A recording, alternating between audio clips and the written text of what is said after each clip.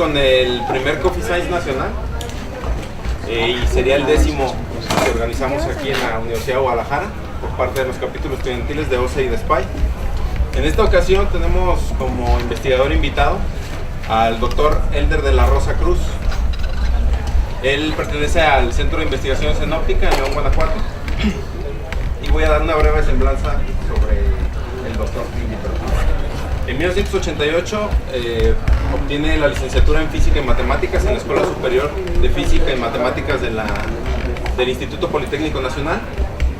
En 1990 adquiere el grado de doctor de maestría en Ciencias Ópticas y en 1998 el doctorado en Ciencias Ópticas, ambas en el Centro de Investigaciones en Óptica. Es investigador titular C del CIO, pertenece al Sistema Nacional de Investigadores, es nivel 3, es parte del grupo de nanofotónica y materiales avanzados, del cual es fundador y líder. Este grupo pertenece al CIO también.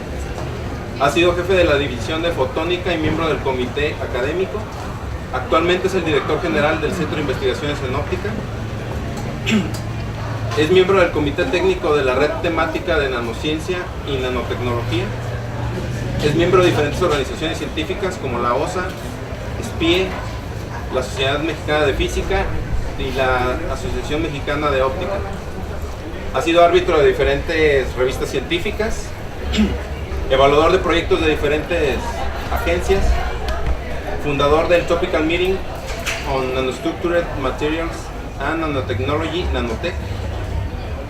Tiene más de 150 participaciones en congresos nacionales e internacionales, más de 45 conferencias por invitación presentadas en reuniones científicas, universidades y centros de investigación, más de 90 publicaciones en revistas de circulación internacional con refereo riguroso, más de 25 memorias, 23 artículos en extenso sin refereo riguroso, 5 artículos de divulgación científica, más de 1000 citas tipo A los productos de él mismo. Es responsable de diferentes proyectos de investigación con la industria y varios de colaboración. Sus áreas de interés son el estudio de las propiedades ópticas lineales y no lineales de materiales avanzados, nanoestructurados y en bulto para aplicaciones fotónicas, síntesis y caracterización de la luminiscencia de materiales nanoestructurados para sistemas de iluminación, aplicaciones biomédicas y celdas solares, preparación y caracterización de la luminiscencia en vidrios suaves dopados con tierras raras para láseres y amplificadores de fibra óptica, y la preparación y caracterización de fibras ópticas centelladoras. Bueno, sin más preámbulo, démosle una fuerte bienvenida al doctor invitado, Elder de la Rosa.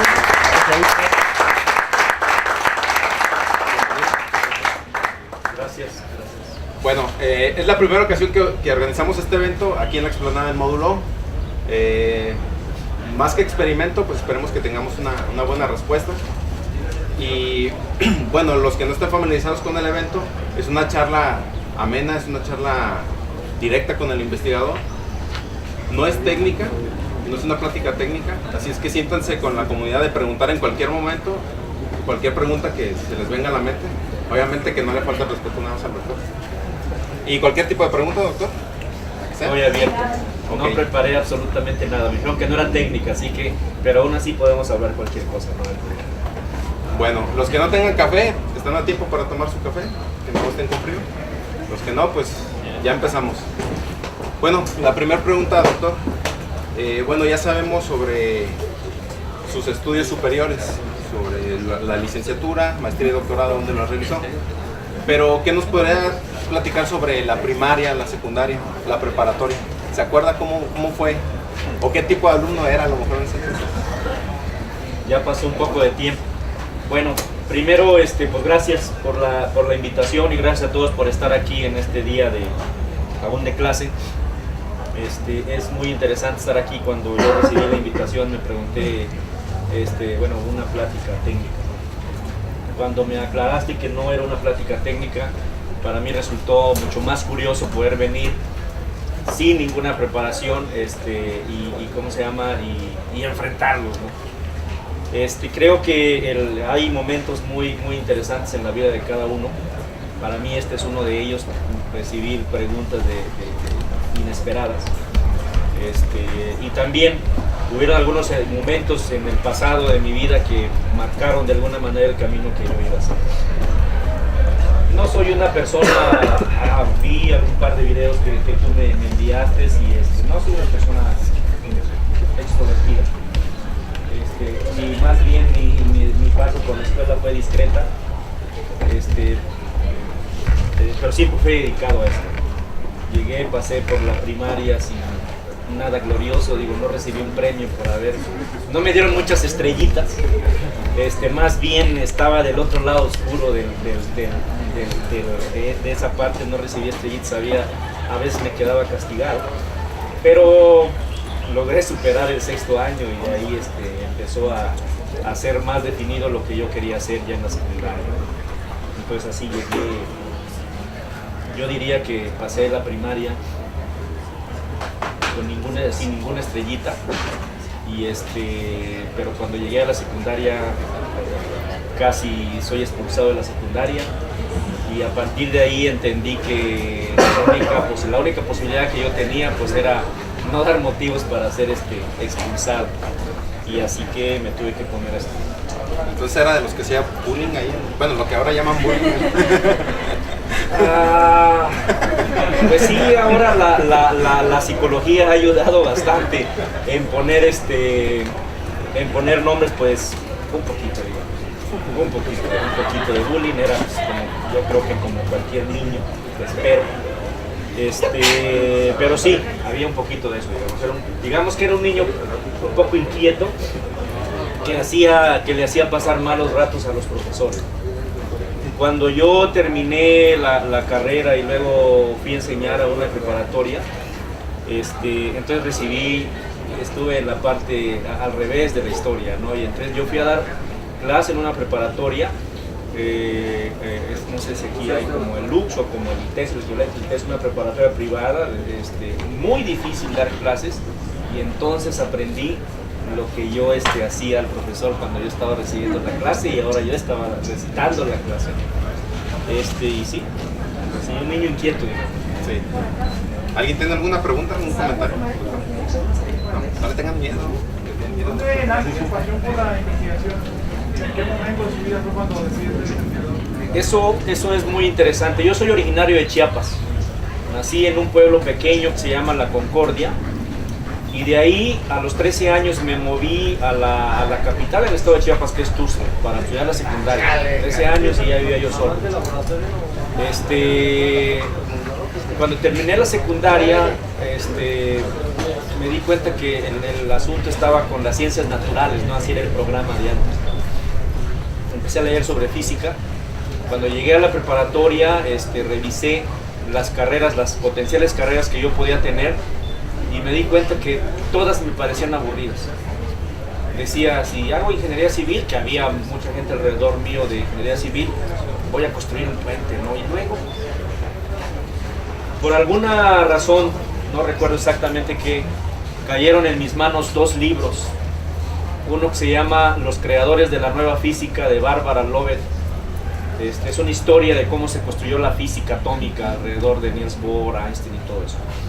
Y luego un libro de un investigador de la UNAM que se llama Félix Oyarzábal, que era un libro de física de secundaria que si algún día lo ven, es un libro realmente excelente que te explica la física muy bien. Ahí yo decidí que quería hacer física porque entre esos dos libros me di cuenta que era muy emocionante poder explicar el origen de las cosas. Entonces yo decidí estudiar física y yo quería estudiar relatividad, porque esa era la manera de explicar el origen del universo. En ese momento decidí irme a estudiar física fuera del estado y busqué en todo el país una universidad que me diera el grado de físico matemático, porque para hacer relatividad tenías que ser más matemático que físico. Era la herramienta y lo demás era tener imaginación de serio. Y así llegué a la escuela de física. Pues ahí decidí yo hacer eso. ¿Alguna otra pregunta? ¿Cómo fue que realizó el cambio de relatividad a cuestiones ópticas? Eso es mucho más interesante, porque lo que yo digo es real, es real. Alguna vez en la escuela de física me pidieron que yo escribiera una nota de cómo había llegado a estudiar física, y escribí eso. Nunca había recapitulado todo el asunto hasta ese momento. Cuando estaba en física y empecé a tomar los cursos, seguramente ustedes lo vivieron, pero yo hice mi prepa y resolvíamos de pasta a pasta el Granville de derivadas e integrales, no sé si lo conocen. Y a uno hacía integrales cerrado los ojos, ¿no? Cuando llegué a la escuela de física y tomé el primer curso de matemáticas de cálculo, pues yo pensé que eran integrales más sofisticadas y resultó que pues, no había integrales. Había conceptos más fundamentales, más abstractos, donde no tenías que integrar, sino tenías que entender. Y entonces empezó a cambiar las cosas, ¿no? De repente llegó un punto, más o menos a la mitad de la carrera, en el que me di cuenta que es muy bonito, hay muchas cosas que te gustan y hay muchas cosas que las puedes leer con pasión, pero no las puedes hacer de la misma manera. La relatividad es algo que a mí me encanta, todavía me gusta leer mucho cómo se forma todo el origen del universo y demás, pero hacerlo es una cosa distinta. Entonces hacia la mitad de la carrera yo me di cuenta que está muy bonito eso, entender todo, pero no es lo mío. Lo mío, yo decía, yo quiero hacer algo que se pueda usar, que se pueda sentir y que pueda resolver un problema. Yo me moví a termodinámica. He dado la relatividad, empecé a hacer algunas cosas en termodinámica, me conecté con gente que trabajaba para el IMT y empecé a hacer cosas de termodinámica. En eso seguramente recordarán a García Polín, que ya falleció, pero me tocó ese boom ahí en el IMP. Y hacía cosas muy padres también de termodinámica porque estaban orientadas mucho a la aplicación. Pero esa parte no era para mí. Cuando yo terminé la carrera ahí en la escuela de física, empezamos a hacer ahí en la escuela de física, se empezó a montar un laboratorio de óptica. No sé aquí, pero si les ha tocado vivir la típica mesa de granito con soporte de aire con llantas, y así empezamos a hacer algunos hologramas. Y de ahí nos dimos cuenta que había un lugar que se llamaba Centro de Investigación, se llama Centro de Investigación en Óptica, y ahí hacían óptica. Lo visité, yo les digo que estaban de oferta porque era muy fácil entrar al CIO, y así llegué, y me ha tocado vivir muchísimas cosas en el CIO, que seguramente a lo largo de la plática las vamos a desarrollar. Pero cuando llegué al CIO estaba el boom de las fibras ópticas. Eso fue, yo llegué en 89 por ahí, inicio 89 o final de 88. Llegué al CIO en donde la comunicación era más bien a aire libre. Entonces yo trabajé en cómo propagar una señal en un medio libre y empezó a surgir las fibras ópticas. Y entonces dije, eso es lo mío. Y me metí al asunto de fibras ópticas y así empecé. ¿Qué es como lo más complicado que se le presenta en la vida personal de un investigador? ¿Qué es complicado? ¿Cómo se dedica a hacer investigación? Lo más complicado en la vida personal. Bueno, eso es muy variable, ¿no? Seguramente, ¿cómo se llama? Han escuchado que una de las cosas que nos preocupa severamente en este mundo de la investigación es el SNI. El SNI es una beca que compensa de gran manera tu salario y que en ocasiones el SNI, o sea, sin el SNI no podríamos vivir, ¿no? Al menos vivir como vivimos. Ese interés por buscar la búsqueda del SNI y lograrlo lo más posible, porque al final del día el SNI, el número de SNI significa nada más un ingreso económico. Significa una estrellita, pero la estrellita es lo que en general. ¿Les podría explicar más específico qué es el SNI? El SNI nació, no tengo la fecha exacta cuando nació en el país, pero nació para compensar el salario tan bajo que tenían los investigadores, motivo por el cual muchos de ellos migraban a los Estados Unidos o cualquier otra parte. Entonces una manera de evitar la fuga de cerebros fue darle más dinero a los investigadores y así nació el SNI. Entonces el SNI tiene 4 niveles. Uno es como candidato, que es el primer peldaño, que dura creo que 2 años, y luego uno puede ir de nivel 1, nivel 2 y nivel 3, que es lo mismo. Cada uno de esos niveles tiene una beca, un monto económico, y se basa fundamentalmente en la productividad científica de cada uno, y así uno puede ir avanzando. Eso puede llevar mucho tiempo, poco tiempo, depende de cada quien, o puede nunca ocurrir. Hay gente que se queda en el nivel 1, en cualquiera de los niveles, ¿no? Por la razón que sea. Entonces básicamente es una motivación para tener un salario más. pero eso te obliga a desarrollar ciertas cosas para que puedas alcanzar esos niveles. Y si uno tiene la ambición, pues uno dice, si me piden que yo gradúe 20,000 estudiantes para hacer nivel 1000, pues gradúo 20,000 para que tenga ese nivel, ¿no? Y tenga la beca. Entonces eso, de alguna manera, y esto es una apreciación muy personal, puede variar de persona a persona, pues nos obliga a hacer cosas. Y una de ellas, que en mi caso personal me obligó, yo quería lograrlo, me obligó a entregarle muchas horas para tener una productividad rápida, graduar estudiantes y todo, y lograr tener la beca del estudio. Personalmente, ese número de horas que uno tiene que entregar te afecta a tu manera personal, porque de repente no te das cuenta, pero estás tan metido en el trabajo que empiezas a dejar otras cosas a un lado, y esas cosas que vas dejando al rato te pueden costar. Entonces yo creo que en mi opinión personal, lo más difícil que uno tiene que enfrentar es la distribución de los tiempos, de manera que puedas cumplir muy bien tu trabajo sin que afecte tu vida personal, tu vida privada, ¿no? Lo que sí es cierto, y ustedes seguramente lo han visto aquí, que estos esquemas de estudio son esquemas que 8 horas no son suficientes, necesitas entregar más para darlo. En este mundo que hemos elegido vivir, hay que ser el número uno. Y para ser el número uno, le tienes que entregar mucho tiempo, mucho más que le entrega un número estándar.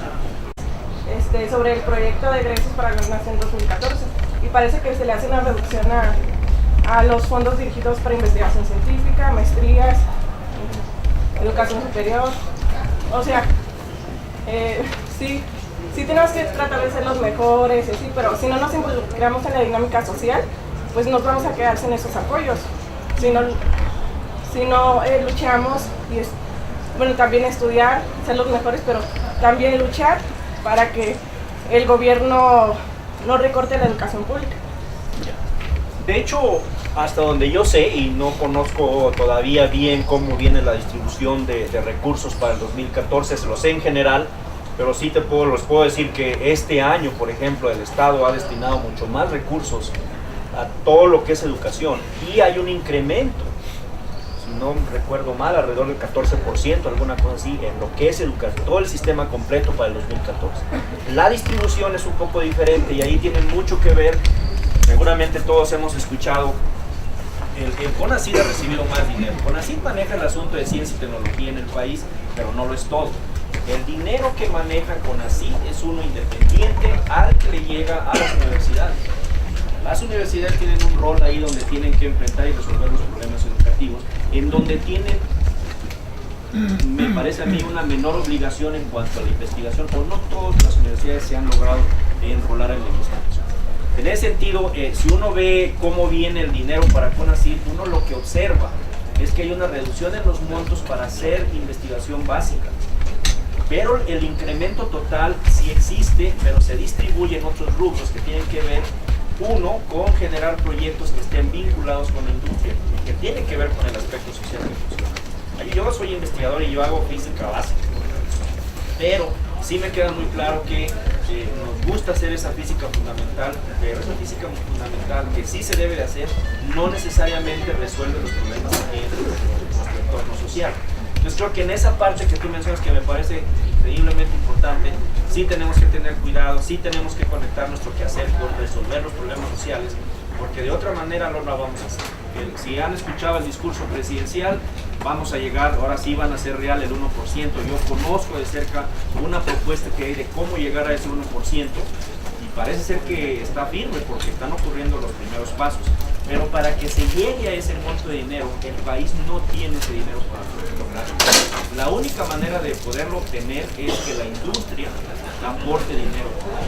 Y una manera como el Estado está obligando a que la industria aporte dinero es dirigiendo más dinero CONACYT hacia proyectos conectados con ellos. Hay un esquema que se llama apoyos para programa de estímulos a la innovación, en donde las empresas meten un proyecto y el 25%, del 100% del costo del proyecto, si la empresa está asociada con una universidad o un centro de investigación, la empresa de ese 100% únicamente aporta el 25%, o sea, el 75% es financiado por la empresa.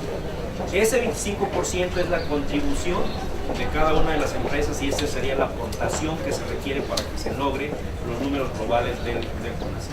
Es decir, si bien es cierto que sí hay una redistribución en la asignación del dinero, sí hay más dinero, pero está más orientado ahora para desarrollar proyectos que estén vinculados con las empresas o con el entorno social. Ese sí es un mensaje que yo creo que sí todos tenemos que ver. La física, y creo que todos nos queda claro, sí es importante, la física fundamental hay que hacerla, pero la vinculación con la industria definitivamente no la podemos hacer. ¿Y más tiene alguna pregunta? Bueno, ya que tocaron ese tema, vamos a saltarnos dos preguntas y nos vamos a centrar en la siguiente, que es exactamente lo que estaba preguntando ahorita, la interacción o la relación que tiene que haber entre la ciencia, la industria y la creación de nuevas empresas.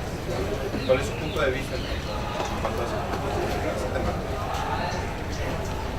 Miren, como les mencionaba, yo hago física, a mí me gusta hacer las propiedades básicas, ¿no? De esto de los nanomateriales, cómo se genera, cómo se carga, qué le pasa a un electrón, cómo puede generar corriente eléctrica o cómo puede generar luz y demás. Y eso está padrísimo. Y realmente les puedo decir que la investigación que hacemos, en particular en esta dimensión, está muy bien ubicada.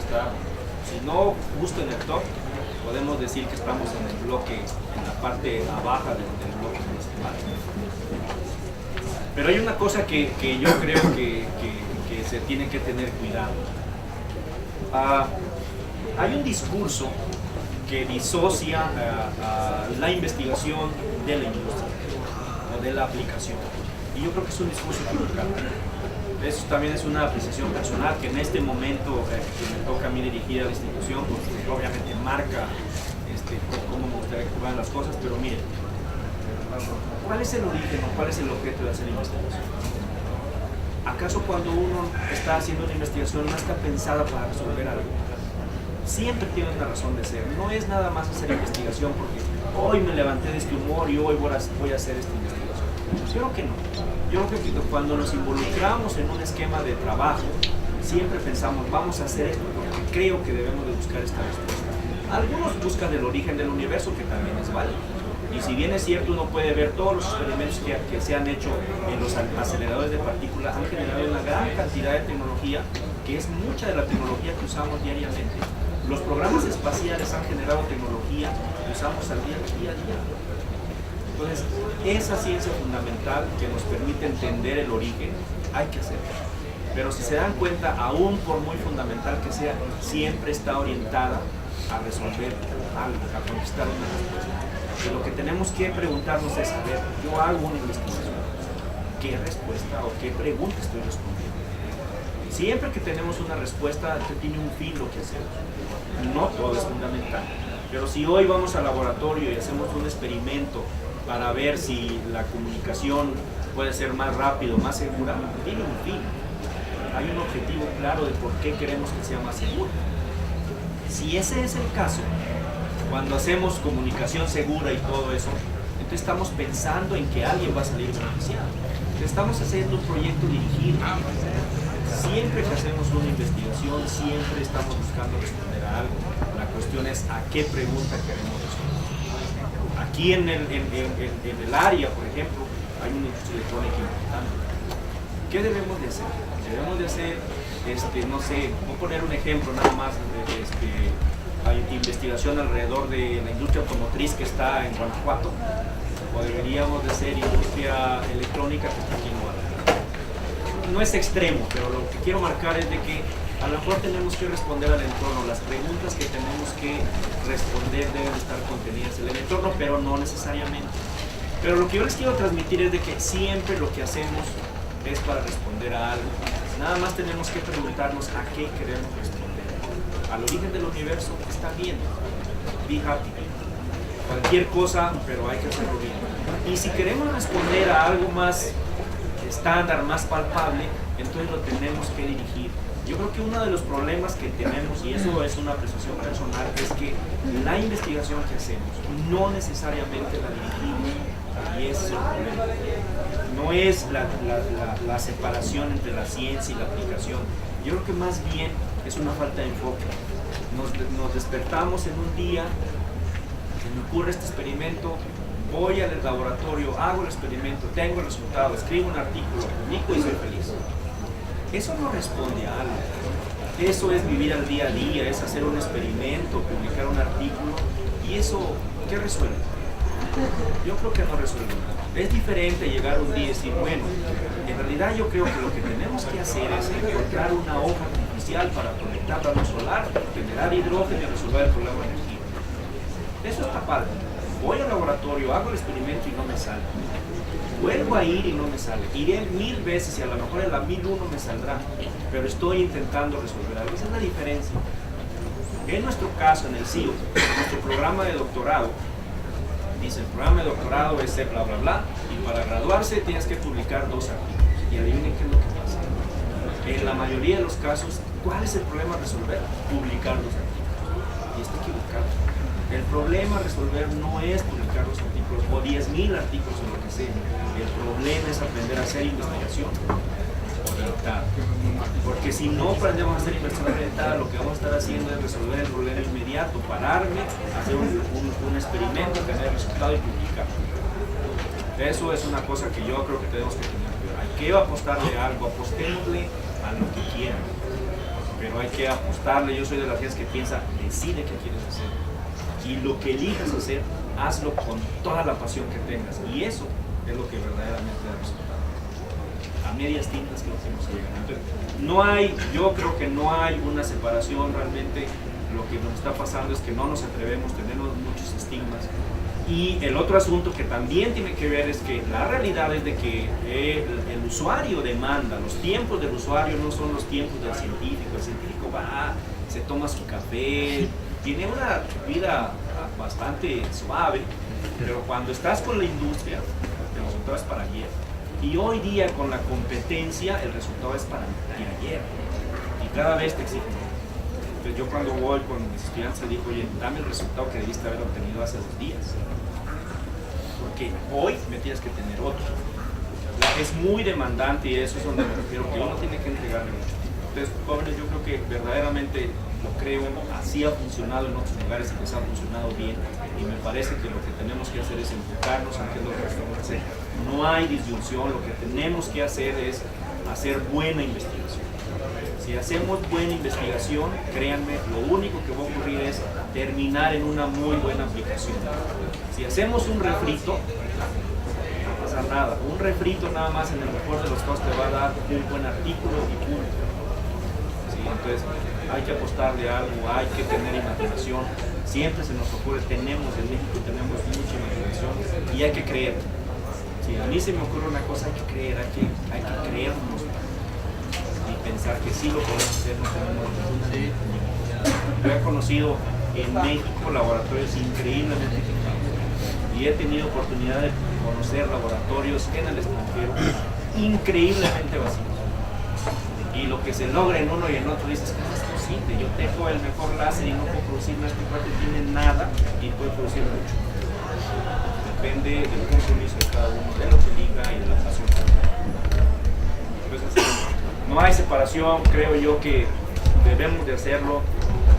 El país lo necesita, se va a ver muy nacionalista y demás, pero créanme, los otros países así lo han logrado. La economía está increíblemente soportada por el desarrollo de tecnología. Si nosotros no hacemos desarrollo de tecnología, no lo vamos a lograr. Y le vamos a poder echar toda la vida la culpa a los políticos, pero los políticos no lo van a resolver. El presidente, yo creo, no creo que tenga mucha idea de cómo dominar la tecnología en la industria automotriz. No lo sabe, ni tiene por qué saberlo. Pero nosotros sí. Nosotros estamos en este medio y seguramente aquí saben ustedes cómo darle liderazgo para que HP no se vaya de Guadalajara. Eso sí nos pega. Entonces cuando nosotros le damos el discurso y le decimos, presidente tiene que hacer esto para que la economía funcione, está bien. Pero ¿qué tenemos que hacer nosotros para que Creo que tenemos una continuación. ¿Alguien tiene alguna pregunta?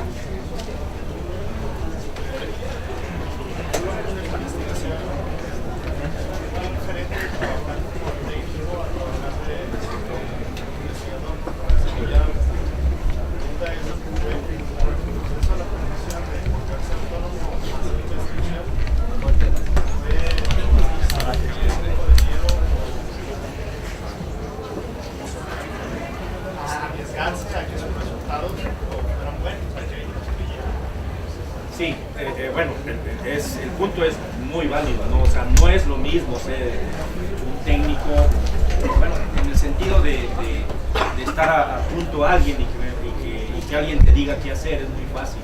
Este tiene que ver con lo primero que yo les decía, miren, si tú estás trabajando con alguien y estás esperando que te diga qué hacer, eso es estar feliz, ¿no? Si tú te dices, mira, mueve el vaso, lo mueves, claro, no es tu culpa. No es tu culpa. Y hay que tener mucho cuidado porque en la investigación, efectivamente, yo creo que hay muchos miedos. Y uno de esos miedos es esa parte, sí, y si muevo el vaso y no funciona, da temor. Y sí, pues a todos nos pasó. Yo personalmente les puedo decir que cuando yo me gradué, yo metí mi primer proyecto de ciencia básica y escribí un proyecto que en mi opinión era el mejor proyecto que había.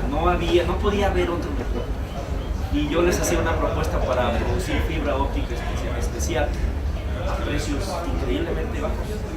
Y el CIO es el único que tiene la capacidad para poder producir la torre para y cuando me lo rechazaron, yo les decía, están locos, ¿qué quieren? O sea, ¿cómo pueden rechazar este proyecto estando tan bueno? Y me frustré.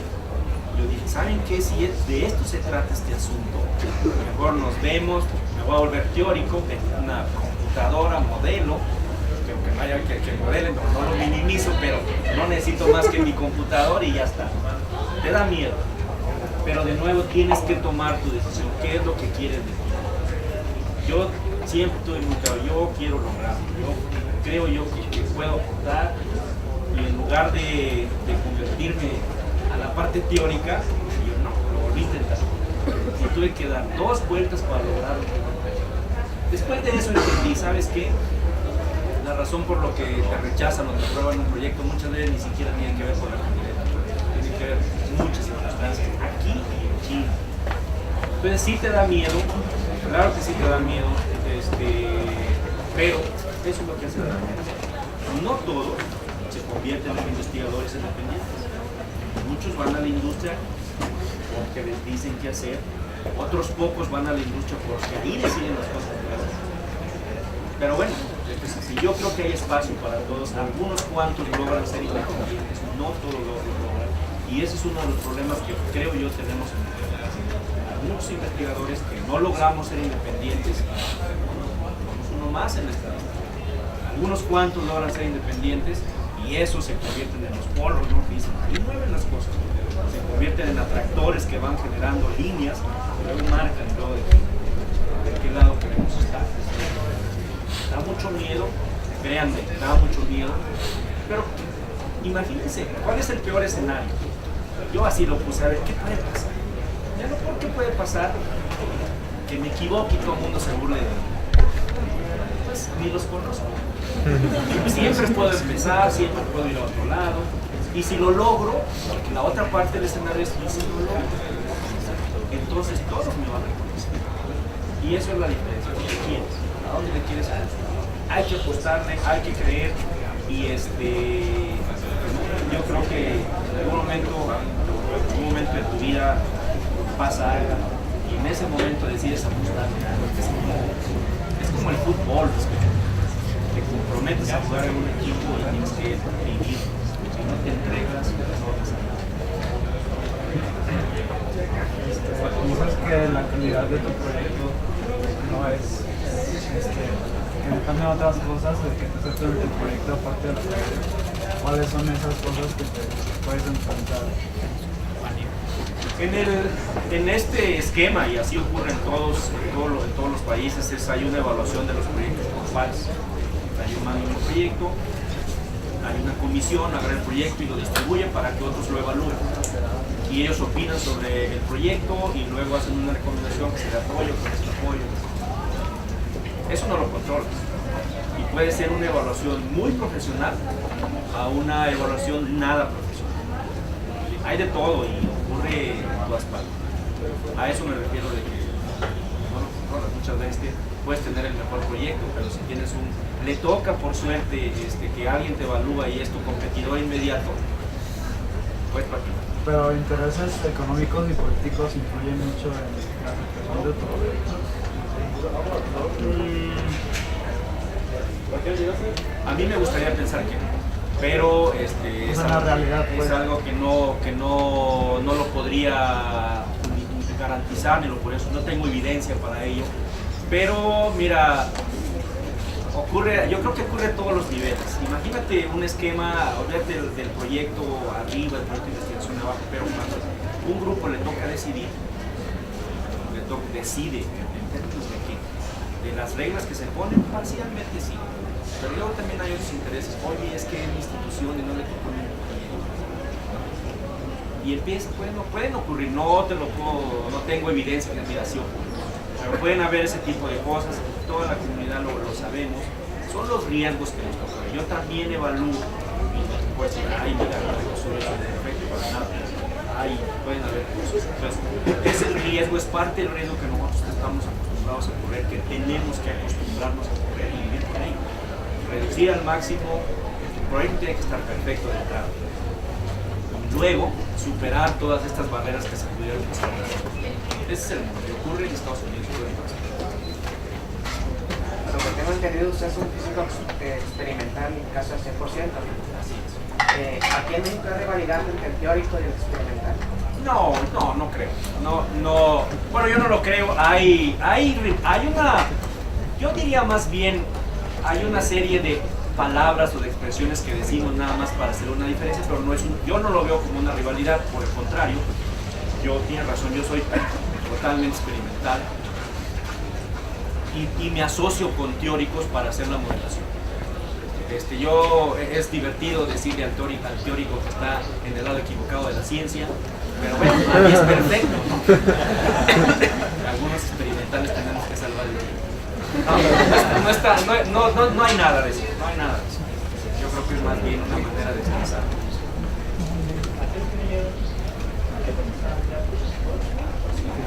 Yo le tengo miedo.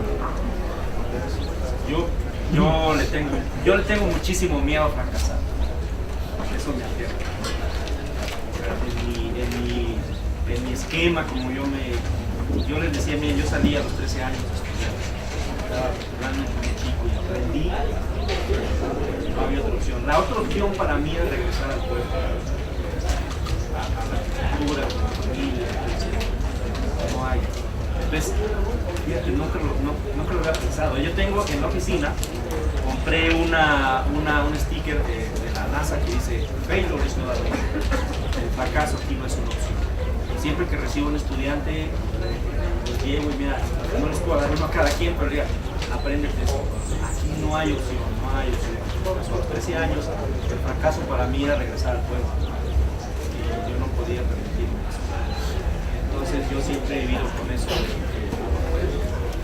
Siempre estoy haciendo las cosas para no fracasar, lo cual no quiere decir que no pueda ocurrir, pero al menos de mi lado yo hago todo lo posible para fracasar. Entonces, lo que más me aterra es fracasar, cualquier cosa que yo necesite, ya sea el fútbol, cualquier cosa.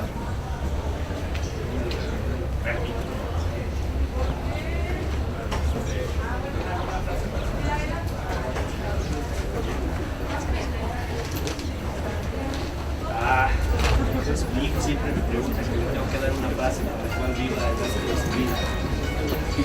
Mira, yo me gustan dos.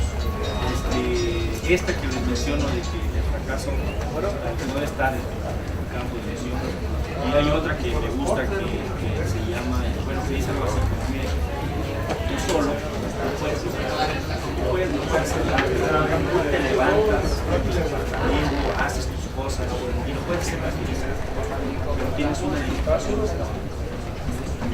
Pero cuando te juntas con otros, quizás te alejen un poco, quizás porque tienes que pensar qué es lo que quieren los demás, cómo encajar con los demás. Pero seguramente con la fortaleza de todos los que te juntas puedes llegar más rápido. Eso resume. Solos podemos llegar más rápido, pero juntos podemos llegar más rápido. Ese miedo al fracaso le impide hacer cosas nuevas o lo motiva a experimentar. Eso es bueno.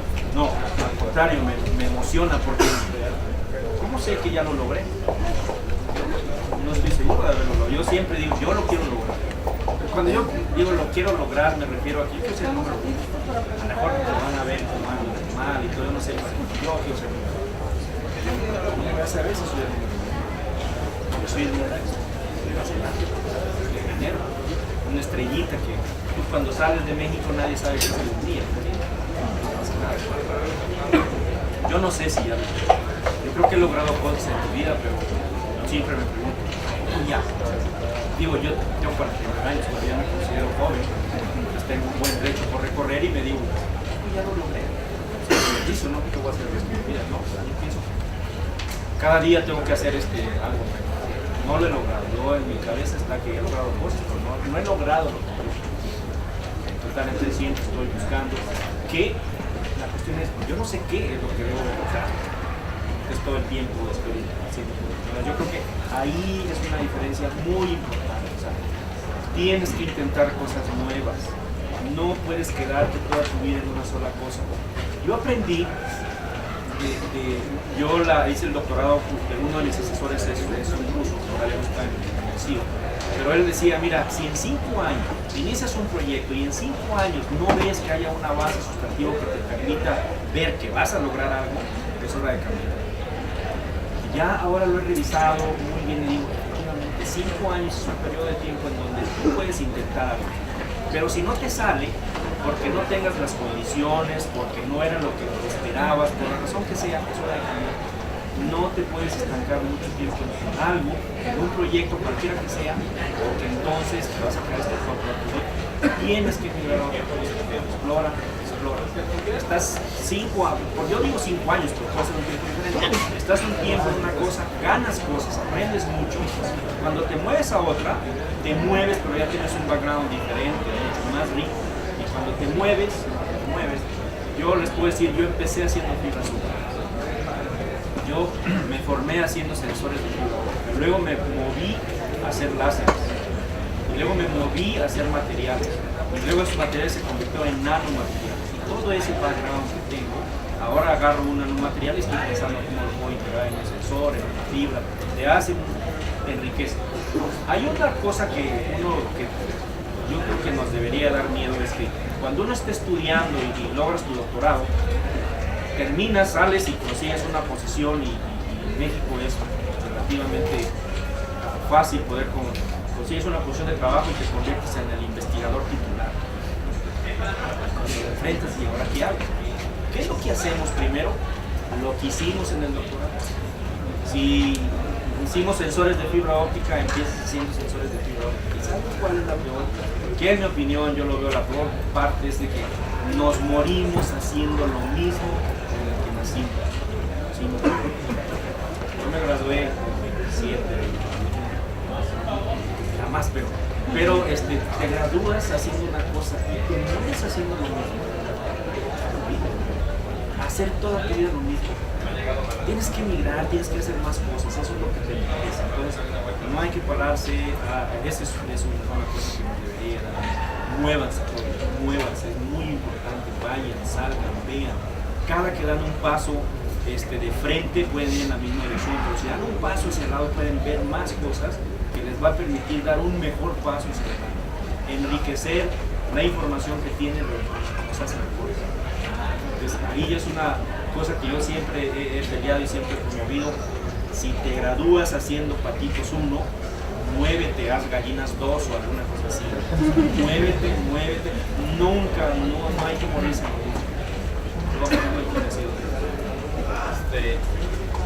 Si se pudieran mover un asiento para acá para que no les peguen los suelos, los que ponen orillas, estaría... ¿Alguien tiene alguna pregunta?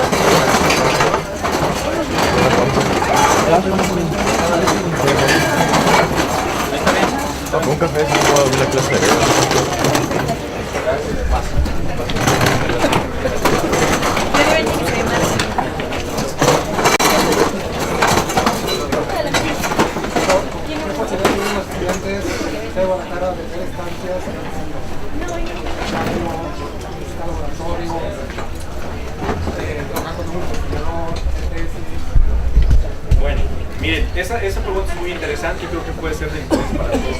Todo lo que yo lo que han escuchado aquí, es real, vivo con ello, créanme. Y lo que acaba de preguntar Jorge,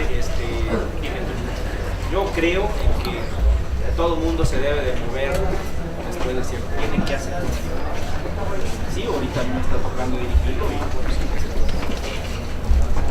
recibimos estudiantes de todas partes. Yo estoy promoviendo un programa muy agresivo para que los estudiantes de todas las universidades en todo el país vayan y hagan estancias. Porque yo estoy convencido que tienen que tener una oportunidad de ver cosas diferentes. Yo visualizo, el CIO es un centro conocido. Y yo lo visualizo como una institución que tiene la obligación de generar la tecnología que le dé y le da fortaleza. Yo lo visualizo así y lo creo.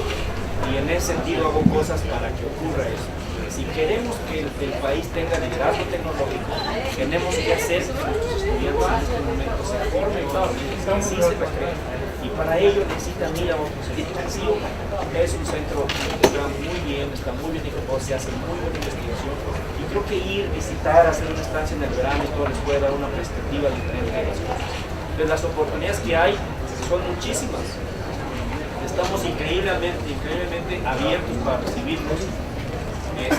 Pueden hacer estancias de verano soportadas por diferentes esquemas de becas, o pueden hacer una estancia soportada directamente por el CIO, o pueden acercarse a un investigador que seguramente los va a recibir, o pueden acercarse a través de un investigador aquí en la universidad y que se asocie con alguien de allá. Siempre está bien. Tenemos 140 estudiantes en el programa de posgrado, pero tenemos otro tanto que están visitando todo el tiempo. Entonces hay muy buenas condiciones para que puedan visitar a la institución sin que tengan que convertirse en estudiantes del CIO. Esa es la parte mágica. Siempre van a poder volver a... Entonces todas las facilidades para poder asistir a CIO, a una estancia. Disculpe, ¿y qué apoyos o actividades hacía desarrollar ahí en el CIO para un estudiante, digamos, de ingeniería? Fíjate que lo que nosotros hacemos es investigación. Entonces, nuestro quehacer fundamental es correr proyectos de investigación. Y las estancias están enfocadas para que los estudiantes, dependiendo del tiempo que puedan gastar en la institución, desarrollen, se asocien con algún profesor, algún investigador y participen en un proceso de investigación. Eso dependerá de los tiempos. Una persona que va un mes es un poco complicado que pueda desarrollar una investigación bien, pero si vas 3 meses se puede hacer diferente. 6 meses es ideal, 6 meses es una investigación bastante decente. Entonces es una cuestión de ponerse de acuerdo, cómo queremos, pero puede ser también una visita mucho más corta para conocer, ver, sentir un poco qué significa ese asunto de hacer investigación. Y bueno, los apoyos, bueno, eso también depende mucho de qué es lo que quieras hacer y quién te quiera soportar tanto allá como de dónde vienes. El mismo CIO tiene programas para apoyar. Acabamos de terminar un programa, bueno, aquí entiendo que fue gente de Guadalajara, el programa de los mejores promedios. Este año fue una semana en que los estudiantes estuvieron en el CIO conociendo los laboratorios. El próximo año, ese mismo programa de los mejores promedios lo vamos a hacer en el verano, pero un mes, para que los estudiantes puedan llegar y hagan ya algo de investigación. Pero nada más son los mejores promedios que estoy seguro que ustedes pueden. Es una competencia en todo el país, hay que aplicar y agarramos creo que 25 o 30 estudiantes. Pues hay esquemas y también nosotros participamos en la NUIS. MUIS tiene esquemas de apoyo de beca para que los estudiantes puedan moverse de una universidad a otra. Entonces, y son becas muy buenas. Entonces hay muchos esquemas de apoyo. Bueno, ya tenemos la última pregunta, porque ya tenemos que finalizar el evento. ¿Nos puede hablar más sobre su área de investigación? Bueno, tomando en cuenta que hay de diferentes carreras, hay de informática, computación, electrónica, física. Bueno, como les mencionaba, yo nací haciendo fibras ópticas, sensores hechos sensores de fibra óptica, láseres de fibra óptica. Y por ahí en el 99 yo hice una estancia postdoctoral para aprender a hacer materiales que quería fabricar fibra óptica. aprendí, pero también aprendí que uno podía hacer unas cosas que eran polvo, y luego me enteré que había una nueva corriente que se llamaba nanociencia y nanotecnología. Entonces resulta que vi los polvos que hacíamos al microscopio y resultaba que tenían un tamaño nanométrico, y era el boom. Hay una cosa que sí les debo decir, miren, es muy importante tener las antenitas muy bien paradas, porque tienes que saber identificar por dónde va la ola. Yo tuve la fortuna de identificar la ola de las fibras ópticas, que subía la ola de las fibras ópticas. Pude identificar cuándo ya eso había pasado para mí.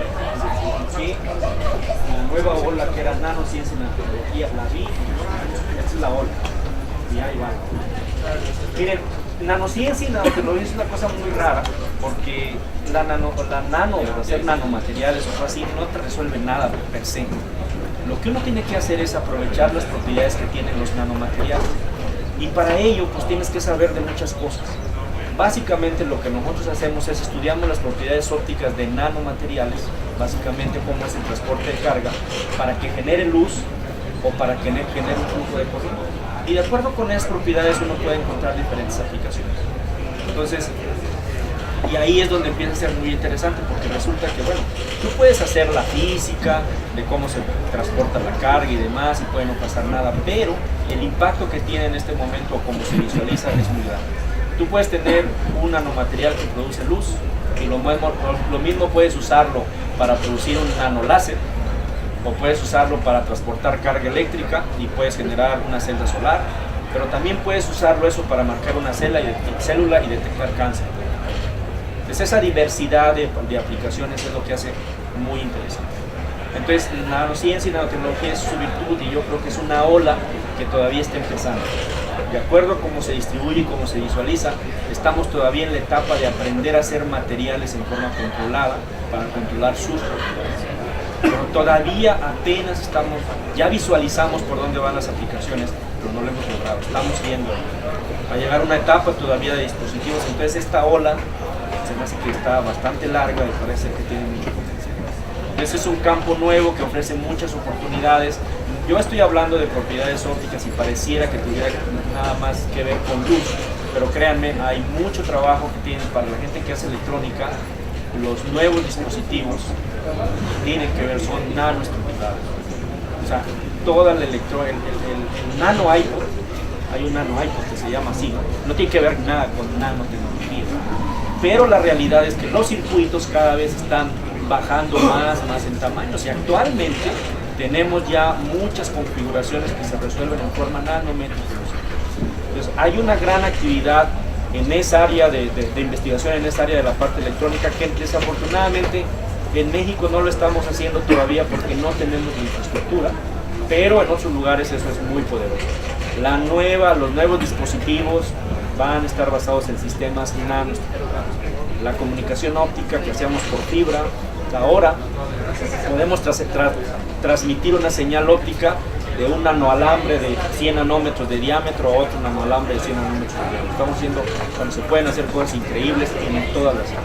Estamos hablando de propiedades electrónicas en general, pero también impacta las propiedades mecánicas, que hay otro grupo de gente haciendo nuevos materiales más livianos con mejor resistencia mecánica y que hace estructuras más fáciles, más livianas. Entonces el área es muy amplia. No todo lo podemos hacer en México porque estamos limitados, pero realmente hay muchas oportunidades para ir a estudiar a Estados Unidos u otros países en donde la parte de aplicación electrónica es muy agresiva, y ojalá lo logremos algún día. La razón por la cual no hacemos eso no necesariamente pasa por el dinero. Sí es cierto que no tenemos tanto dinero, pero a veces no tenemos tantos recursos humanos para poder hacerlo. Entonces explórenlo, hay instituciones excelentes haciendo dispositivos electrónicos ya a nivel nanométrico que nos va a dar un salto diferente. Y podemos ver, yo les digo, miren, es una ola. Hemos visto pasar muchos trenes. Tenemos que preguntarnos, ¿queremos ver pasar otro tren o queremos subirnos a este tren? No le podemos echar la culpa a nadie, depende de nosotros. Los trenes los vemos y es cuestión nuestra si decidimos subirnos o verlo pasar. Luego, si lo vemos pasar, luego no podemos decirle, Estado, tú tuviste la culpa porque no apoyaste esto, porque fue nuestra decisión. Ya cuando estemos ahí, veremos cómo lo resolvemos, pero yo creo que hay muchas posibilidades. Yo he conocido muchísima gente, mexicanos, estudiando en Estados Unidos con beca directa de las universidades, no con beca de CONACYT. Y actualmente el CONACYT tiene un programa súper agresivo para poner más estudiantes a que vayan a hacer los doctorados. Entonces, hay muchas oportunidades. Bueno, pues ya no hay tiempo para preguntas, entonces damos por finalizado el primer Coffee Science Nacional. Agradecemos la presencia del doctor Elder de la Rosa y pues démosle un fuerte aplauso, por favor.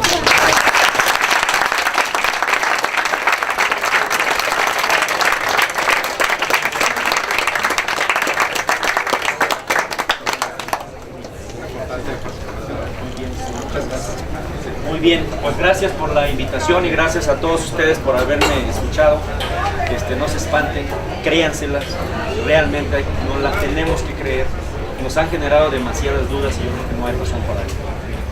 Somos buenos, podemos ser mejores todavía. Depende de todos. Gracias por escucharme. En